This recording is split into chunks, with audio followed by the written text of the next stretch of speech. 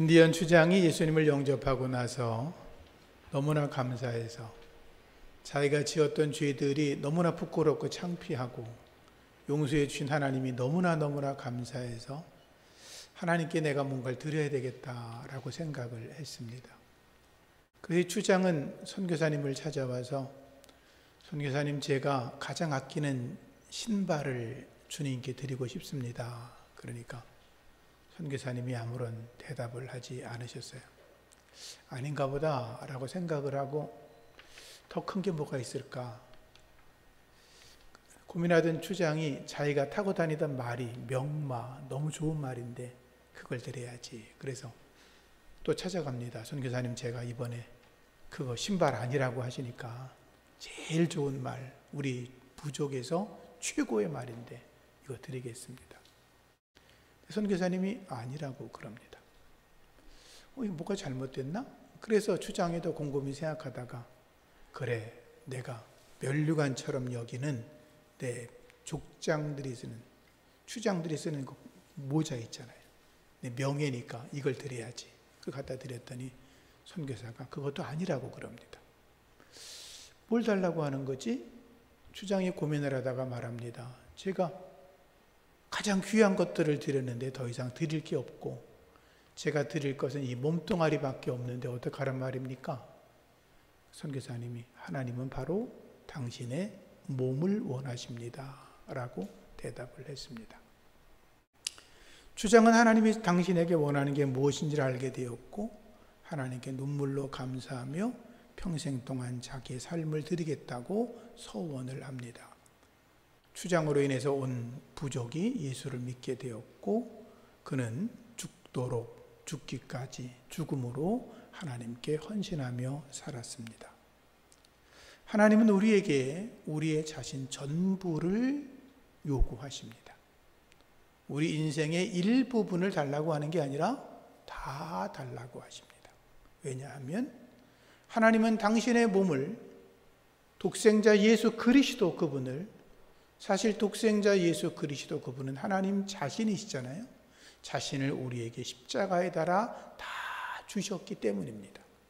그래서 그분은 우리에게도 내가 너를 사랑한 것처럼 너희도 나를 사랑하는 자가 되라 라고 말씀하는 것은 너희의 모든 삶을 내게 달라라고 말씀하시는 것입니다. 오늘은 아브라함의 믿음에 대한 이야기 중에 드림이라는 제목으로 말씀을 드리려고 합니다. 오늘 본문에 나와 있는 이야기는 아브라함이 멜기세덱, 하나님의 지극히 높으신 대제사장 멜기세덱에게 10의 1조를 드렸다는 말씀이 나옵니다. 아브라함이 약속의 땅에 거주한 지 얼마 되지 않아서 그 땅에 전쟁이 있었습니다. 가나안 땅에는 9개의 부족이 있었는데 그 중에 엘람 왕 그돌라오멜이라는 왕이 가장 큰 힘을 가지고 있었습니다. 그는 나머지 8부족에게서 조공을 받으면서 그 지역을 통치하고 있었는데 12년째 지나고 13년째가 되면서부터 남쪽에 있는 5개 부족이 그돌라오멜 왕에게 복종하지 않고 독립하겠다고 선언을 합니다. 그것이 이제 그 부족들에게는 당연한 거였지만 그돌라오멜 왕이 보기에는 꽤 심한 거 아니었겠습니까? 그래서 그는 4개 부족을 북부 연합군을 구성해서 남쪽을 침략하러 내려갑니다. 요단강 동편으로 내려가면서 바사, 에돔, 그리고 바사, 모압, 에돔을 점령하고 그리고 서북쪽으로 방향을 틀어서 이제 사해까지 도착을 하고 그리고 시딘 골짜기를 지나 소돔과 고모라 성을 침략하게 되었습니다. 소돔과 고모라 지역에 있던 부족 왕들은 정신을 차리지 못하고 도망갑니다. 그들은 역청구덩이에 빠져 죽기도 했고 또 어떤 이들은 산속으로 도망가 생명을 겨우겨우 건져냈습니다. 그때 소돔성에 거주하고 있던 롯도 노예로 붙잡혀갔고 그의 재물도 몽땅 빼앗기고 말았습니다. 롯은 본래 소돔 사람이 아니었습니다. 롯은 부귀영화를 얻으려고 소돔성에 가서 살고 있었지요. 아브라함을 떠나서. 그러다가 결국 소돔이 망할 때 같이 망하면서 집안이 몰락되고 말았던 것입니다. 하나님의 사람들은 세상의 부귀영화를 꿈꾸다가 함께 멸망당할 것이 아니라 하나님의 사람들은 하나님의 방법대로 살아가야 될 줄로 믿습니다. 우린 예수 믿는 사람들은 세상에 살지만 세상과 다른 인생을 살아야 합니다. 세상을 이끌어가고 변화시키고 이 세상을 하나님의 나라로 만들어가는 저와 여러분이기를 부탁드립니다. 이 전쟁에서 살아남은 사람이 아브라함을 찾아와서 롯이 노예로 붙잡혀 갔고 많은 재물을 빼앗겼다고 이야기를 해줍니다. 아브라함이 그 소식을 듣고 롯을 구출하기 위해서 자기 집에서 길리온 군사 318명을 소집합니다. 318명의 군사들은 평상시에는 농사도 짓고 짐승도 돌보고 그러던 사람들이었는데 위기 때는 전투로 할 수 있을 만한 훌륭한 전사들이었지요. 자기를 보호하기 위해서 했던 거죠. 아브라함은 하나님이 자기를 지켜줄 거라고 믿었지만 그러나 자기가 해야 될 일을 철저하게 준비했던 지혜로운 사람이었습니다. 아브라함이 318명의 군사들을 데리고 밤중에 그돌라오멜의 왕의 북부 연합군을 공격해 들어갑니다. 전쟁에서 이기고 롯을 구출해내고 빼앗겼던 모든 재물을 찾아오고 그리고 남쪽으로 내려오기 시작합니다. 아브라함이 전쟁에서 승리할 거라고 상상하지 못했습니다. 왜냐하면 북부 연합군은 318명의 아브라함의 군대를 맞서 싸우게 되면 그것은 해보나 마나한 전쟁이었기 때문입니다. 아브라함은 자기가 싸워 이긴 것이 자기 힘으로 된 게 아니라 하나님의 도우심이라는 걸 알고 있었습니다. 전쟁은 하나님께 속한 것이다 라는 거죠. 마치 전쟁은 기드온이 300명의 군사를 가지고 미디안 군대의 대군을 물리친 것과 흡사한 그런 사건이었습니다. 성경에 나타난 또 하나의 기적의 사건이었죠. 근데 아브라함이 그들을 물리치고 돌아오면서 내려올 때에 자기를 마중 나온 사람이 있었는데 그가 바로 살렘왕 멜기세덱이라고 기록되어 있고, 이 멜기세덱은 앞서 말한 9개 부족에 속하지 않은 왕이었는데 우상을 섬기지 않고 순수한 신앙으로 하나님을 섬기던 왕이었고, 성경에는 그를 의의 왕, 평화의 왕, 그리고 하나님을 경외하는 왕이라고 소개하고 있습니다. 시편 110편에는 하나님의 영원한 제사장이라고 말하고 있고, 히브리서 5장 6절에는 예수님을 소개할 때 영원한 멜기세덱의 반차를 따르는 제사장이라고 소개하고 있죠.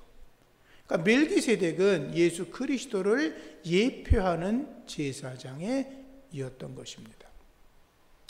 근데 그 멜기세덱이 아브라함이 전쟁에서 싸워 이기고 돌아오고 있을 때 떡과 포도주를 준비해서 아브라함에게 주는 모습이 나와 있습니다. 그리고 그때 멜기세덱 대제사장은 하나님을 찬양합니다. 천지의 주제이시오 지극히 높으신 하나님, 우리 아브라함에게 복을 내려 주시옵소서. 그리고 아브라함에게 말합니다. 너의 원수 대적들을 물리치게 하신 지극히 높으신 하나님을 찬양하라 라고 이야기합니다. 그때 아브라함이 그 말을 듣고 감사하면서 대제사장 멜기세덱에게 전리품의 10분의 1을 드렸다라고 성경은 기록하고 있지요. 승리를 주신 하나님께 감사하며 대제사장 멜기세덱에게 11조를 드렸다라고 하는 것입니다. 여러분, 11조는 하나님의 성물입니다. 민수기 18장 21절에 내가 이스라엘의 11조를 레위 자손의 기업으로 주었다라고 말씀합니다. 그들이 하는 일, 회막에서 하는 일, 그것을 내가 갚기 위해서 레위 자손을 위해서 준비된 거라고 말씀을 하시죠. 이스라엘 백성들이 약속의 땅을 점령하고 난 다음에 12지파에게 땅을 나누어 줍니다. 그런데 레위 지파에게는 땅을 주지 않습니다. 성막을 돌보는 일을 하게 합니다. 하나님은 레위 지파에게 특별한 땅을 준 것이 아니었기 때문에 12지파에게 그때 명령하십니다. 너희들의 소득의 10의 1조를 레위 지파에게 주고 레위 지파는 그것으로 생계를 유지하고 또 그것으로 성막을 보존하고 수리하고 관리하는 일을 하라고 하나님이 말씀하시죠. 예수의 이름으로 구원받은 성도들, 하나님의 거룩한 백성들인 우리들은 하나님 앞에 마땅히 온전한 10의 1조를 드리는 것이 옳지요. 물론 10의 1조를 드리지 않는 것이 죄고 10의 1조를 드리지 않는다고 지옥 가는 건 아니지만 우리가 하나님의 거룩한 백성이라고 내가 믿는다면 내가 하나님을 사랑하는 주님의 사람이라고 내가 분명히 판단된다면 하나님 앞에 정직한 10의 1조를 드리는 것은 온전한 믿음의 사람의 모습인 것입니다. 우리가 국가에 이 대한민국에 살기 때문에 세금을 내지 않습니까?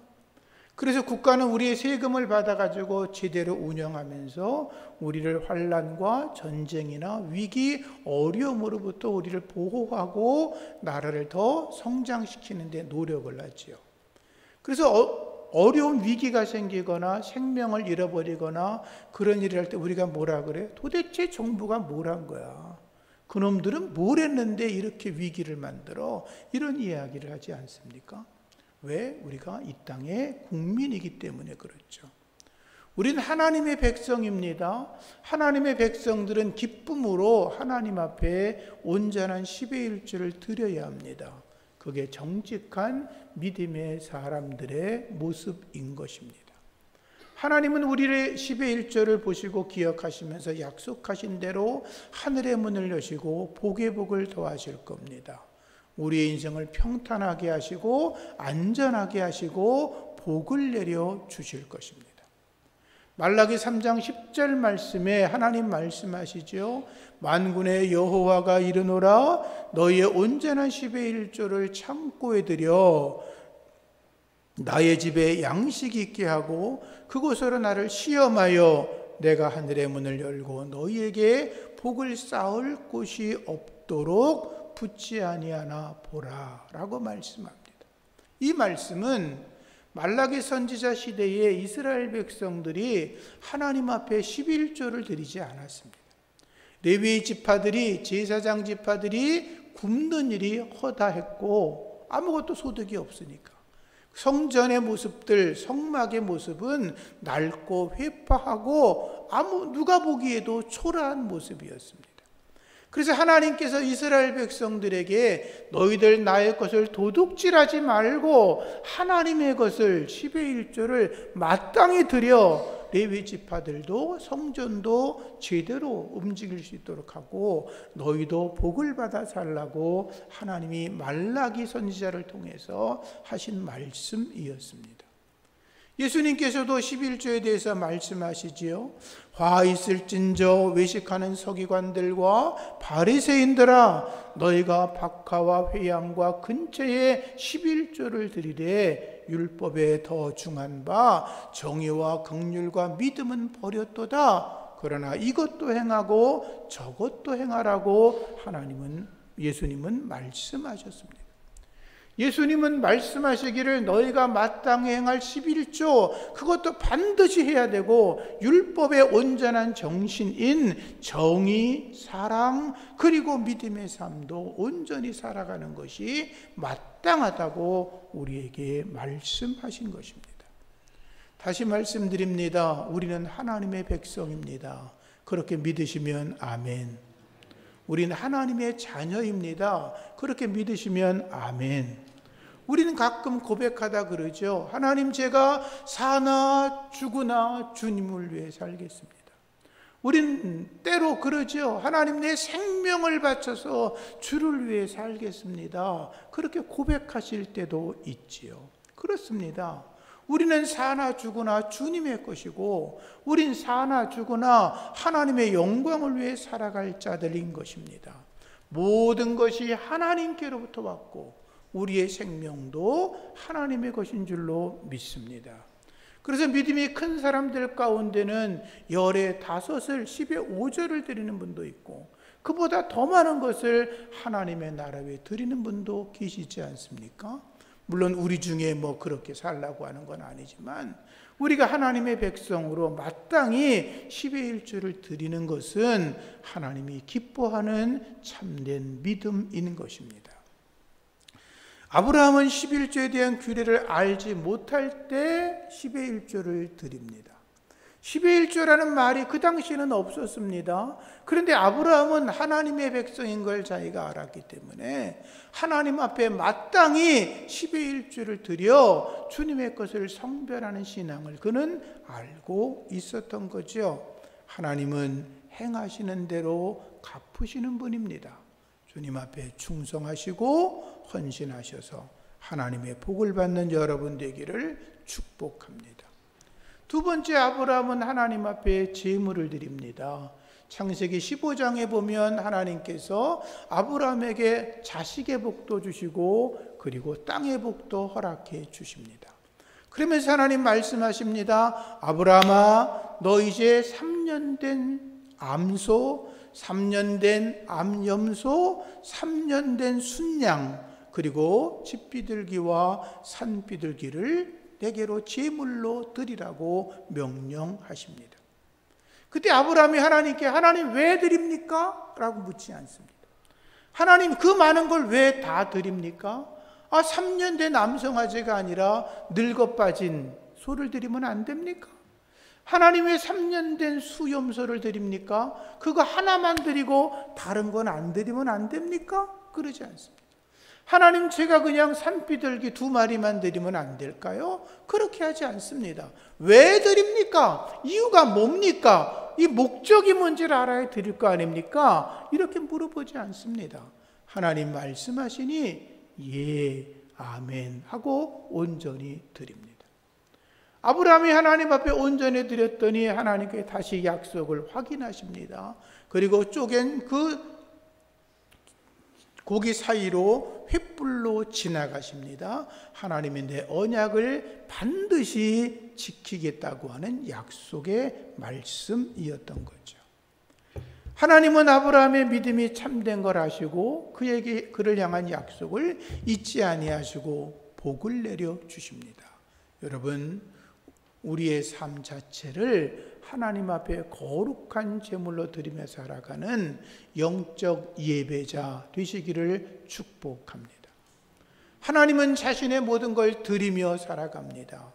그런데 아브라함에게 있어서, 성경 전체 중에서 가장 이해하기 어려운 말씀 중에 하나가 아브라함이 자기 아들 이삭을 하나님께 드리는 것입니다. 많은 목사님의 설교를 들어도, 성경을 제가 여러 차례 묵상해도 이게 쉽게 풀리지 않는 이야기가 아브라함이 하나님 앞에 기꺼이 자기 아들을 제물로 드렸다는 것. 만약에 하나님이 오늘 밤 제가 자는데 나타나셔서 조 목사, 내 아들 조내연 목사를 내게 제물로 드려. 그럼 제가, 하나님 뭔 소리 하시는 겁니까? 제가 잘못 들은 게 맞지요? 그건 아니지요. 제가 그럴 것 같습니다. 하나님이 아브라함한테 그렇게 말씀하지 않습니까? 내 아들 이삭을 제물로 바쳐라. 저는 이 말씀을 혼자 가만히 묵상하다가 이렇게 말씀을 다시 풀어보게 되었습니다. 아브라함이 하나님께 제물을 바치며 기도할 때 하나님이 그러셨어요. 아브라함이, 하나님 저한테 아들을 주신다더니 안 주셨죠. 제 몸종 엘리에셀이 제 상속자가 될 겁니다. 하나님이 그때 말씀합니다. 아니야, 그 몸종이 아니라 내 몸에서 난 씨라야 내 상속자 될 거라고 말씀을 하세요. 그래도 아들을 주지 않으니까 하갈에게서 이스마엘을 낳았잖아요. 아브라함은 생각했어요. 이스마엘이 내 상속자야. 그렇게 10여 년을 살았는데 하나님이 아브라함이 100세가 됐을 때 이삭을 주셨잖아요. 이스마엘과 하갈을 쫓아내고 하나님 말씀하는 거죠. 사라에게서 난 씨 이삭이 너의 상속자가 될 거라고 말씀을 하시죠. 자, 그러면 보세요. 상속자라는 게 뭐예요? 아버지의 재산과 모든 권리를 물려받는 자가 상속자지요. 그러면 상속자가 아버지가 죽기 전에 살아있어야 돼요? 먼저 죽어야 돼요? 무슨 말인지 아시죠? 아들이 먼저 죽으면 상속받을 수가 없어요. 끝난 거죠.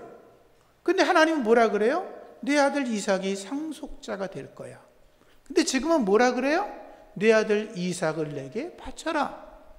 2개 말이 앞뒤가 안 맞죠? 그렇죠? 상속자가 될 아들을 바치라고 하면 상속자가 안 되는 거니까 하나님이 둘 중에 하나는 거짓말을 하든지 뭔가 연계를 시켜야 되는데 답이 없는 거예요. 아브라함이 그 말을 듣고 고민하지 않았겠어요? 누구든지 고민을 하죠. 아들을 바치라고 하니까. 그런데 아브라함이 하나님을 깊이 생각하는 거예요. 하나님이 자기에게 나타나셔서 내 본토 친척 아베 집을 떠나라고 말씀하셔서 갈대아 우르와 하란을 떠나 약속의 땅으로 올 때까지 수많은 어려움이 있었는데 그때 지켜주신 분이 누구? 하나님이세요. 약속의 땅에 왔을 때 극심한 기근이 들었어요. 그래서 어떻게 살아갈 수가 없는데 그의 아들 이삭이 농사를 지었는데 하나님이 복을 주셔서 다른 사람보다 100배나 더한 복을 얻게 하신 분이 누구? 하나님이셨어요. 자기가 그 지역에 살다가 생명을 잃어버릴까 봐 겁이 나서 자기 아내 사라를 누이라고 거짓말을 했는데 아비멜렉에게 뺏기잖아요. 그런데도 불구하고 하나님이 아비멜렉에게 진노하셔서 사라를 구출해 주시고 그것만이 아니라 수많은 재물과 짐승을 함께 얻게 하신 분도 누구? 하나님이세요. 318명의 군사를 가지고 북부 연합군 그 엄청난 군대를 치고 들어가서 롯과 그의 재물과 그리고 소돔성에 있던 사람들을 살려내온 것이 누구의 은혜? 하나님의 은혜였어요. 그리고 25년 동안 자식을 주지 않다가 자기의 몸과 사라의 몸이 마치 죽은 자와 같은 생산할 수 없는 몸이 되었는데 어느 날 하나님의 은혜로 생산할 수 있는 생명의 능력을 주셔서 아들 이삭을 얻게 하신 분이 누구? 하나님이신 거예요.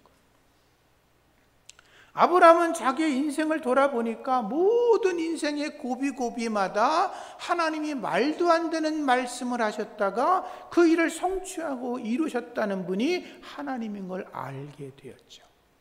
아브라함은 밤새도록 고민하다가 냉정하게 판단하고 결단합니다. 자, 질문. 이삭을 주신 하나님을 택할 거냐? 아니면 이삭을 택할 거냐? 여러분들은 누구를 택하시겠어요? 어렵죠? 아브라함은 거기서 믿음이 섰던 겁니다. 그래, 하나님은 모든 위기 때마다 하나님을 의지하니까 하나님이 승리하게 하셨어. 내가 믿지 않았던 건데도 하나님은 반드시 약속을 이루어 주셨어. 그걸 믿었던 거죠. 그리고 아브라함은 또 한 가지를 생각한 거예요. 자, 보세요. 상속자가 죽으면 하나님 약속이 깨지는 거예요. 그래서 아브라함은 이렇게 생각한 거죠. 맞아. 하나님이 상속자를 죽이면 미리 약속하신 약속이 깨져버리는 거니까 내가 상속자라고 말씀하신 이삭을 하나님께 드리면 둘 중에 하나, 하나님이 절대로 받지 않으실 거야. 만약에 하나님이 번제물로 받으신다면 틀림없이 내 아들이 죽어도 살아나게 될 거야. 이렇게 믿은 거예요. 할렐루야. 그게 아브라함의 믿음이었던 거예요.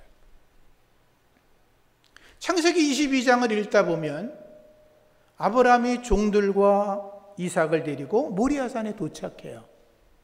근데 종들 보고 짐을 싸가지고 같이 올라가자라고 해야 되는데 아브라함은 종들에게 너희들은 여기 남아있어 라고 말하고 이삭에게 나무짐, 짐을 매게 하고 둘이 올라가요. 그런데 그때 아브라함이 종들에게 뭐라고 말하냐면 우리가 하나님의 산에 올라가서 제사를 드리고 우리가 함께 내려오겠다 그래요. 그건 무슨 말이에요? 아브라함이 자기 아들이 죽으면 내려올 때 혼자 온다 그래야지 함께 오겠다 그러잖아요. 또 하나는 이삭의 아버지에게도 뭐라 그래요? 아버지, 여기 나무도 있고요, 불도 있고 다 준비됐는데요, 번제할 어린 양은 어디 있죠? 아브라함 뭐라 그래요? 하나님이 준비하실 거라 그러죠. 그 말은 뭐예요? 아브라함은 자기 아들이 죽어도 살아날 거라고 하는 부활의 신앙을 가지고 있었던 거죠.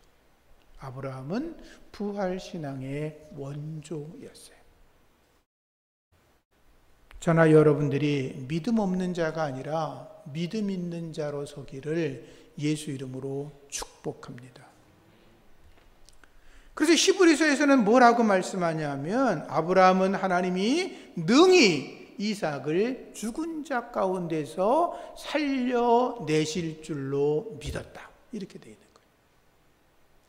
믿음은 모든 것을 이겨낼 수 있습니다. 우리가 믿음 생활할 때 아브라함처럼 거룩한 결단을 해야 됩니다. 사실 믿음은 선택하는 것입니다. 그런데 그 선택에는 책임이 따르고 그 선택은 누가 시켜서 하는 게 아니라 내가 하는 것이겠죠. 성경은 늘 우리에게 이렇게 말합니다. 하나님을 택할 것이냐, 우상을 택할 것이냐. 하나님을 선택할 것이냐, 재물을 선택할 것이냐. 오늘 말씀으로 하면 11조를 드릴 것이냐, 대충 하며 살 것이냐. 예수를 선택할 것이냐, 바라바를 선택할 것이냐. 하나님의 뜻대로 살 것이냐, 내 뜻대로 살 것이냐. 하나님께 순종할 거냐, 불순종할 거냐. 선택은 자신이 하는 것입니다. 하나님을 선택하셔서 아브라함이 오래 인내하여 복을 받은 것처럼 복의 복을 더하고 번성케 하고 더 번성케 되는 은혜가 여러분에게 임하기를 축복합니다. 마지막으로 아브라함은 자기의 모든 삶을 드렸습니다. 아프리카에서 자신의 인생 전체를 바쳤던 리빙스턴은 그의 생일날 일기장에 이렇게 적었다고 합니다. 오늘은 나의 생일이다. 나의 예수, 나의 왕, 나의 생명이시여. 나의 모든 것 되시는 하나님, 오늘을 기점으로 다시 나를 바칩니다. 자비하신 하나님, 나를 받아주시옵소서. 독생자를 저에게 허락하셨는데 이 못난 것 아무것도 아니지만 나의 모든 것을 드립니다. 하나님, 나를 받으시고 사용하여 주시옵소서. 아멘, 아멘, 아멘. 그의 일기에 기록된 글입니다. 리빙스턴은 기도하는 자세로 하나님께 부름을 받았다고 그러죠. 마지막까지 기도하는 사람이었다는 것입니다. 그는 자신의 모든 인생을 하나님께 드렸습니다. 그가 죽은 뒤에 그의 심장은 아프리카에 묻었고 그의 시신은 영국의 웨스터민스터 성당에 안치되었습니다. 몸과 마음과 시간과 재물과 재능과 모든 인생의 전체를 하나님께 드렸던 거룩한 믿음의 사람이었죠. 아브라함에 관한 이야기를 쭉 읽다 보면 아브라함은 11조만 드린 게 아니었습니다. 하나님 앞에 번제물만 드린 것도 아니었습니다. 이상만 드린 게 아니라 자기의 인생 전체를 하나님 앞에 드렸던 거죠. 로마서 12장 1절 이하 말씀에 그러므로 형제들아 내가 하나님의 모든 자비하심으로 너희를 권하노니 너희 몸을 하나님이 기뻐하시는 거룩한 산 제사로 드려라. 이것이 너희가 드릴 영적 예배라고 말씀하셨죠. 앞서 말씀드렸지만 하나님은 우리의 삶, 우리를 위해서 당신의 모든 것을 주셨습니다. 독생자 예수 그리스도를 우리에게 주셨습니다. 독생자 예수 그리스도 그분은 본디 하나님 본체이셨습니다. 하나님 자신이 당신의 모든 것을 우리에게 주셨던 것입니다. 그래서 주님은 우리에게 말씀하는 것입니다. 내가 나를 사랑하느냐? 예수님께서 베드로에게 물었던 그 질문은 내가 나를 위해서 너의 온 인생을 나에게 줄 수 있니? 이렇게 물어본 거예요. 우리가 더 큰 믿음의 사람이 되기를 소원합니다. 여러분들 자신을 온 생애를 주 앞에 드리며 하나님의 기쁨이 되시고 하나님은 바로 그러한 자들에게 복을 내리셔서 복의 복을 더하시고 번성케 하시고 더 번성케 하시고 믿음의 명문 가문으로 자랑스럽게 세워주실 줄로 믿습니다. 여러분들이 그런 주인공 되기를 예수님의 이름으로 축복합니다. 하나님 감사합니다. 아브라함처럼 우리의 삶을 온전히 드리며 하나님의 기쁨이 되게 하시고 믿음의 명문 가문을 세워가는 주의 백성들 되게 하여 주옵소서. 예수님 이름으로 기도합니다. 아멘.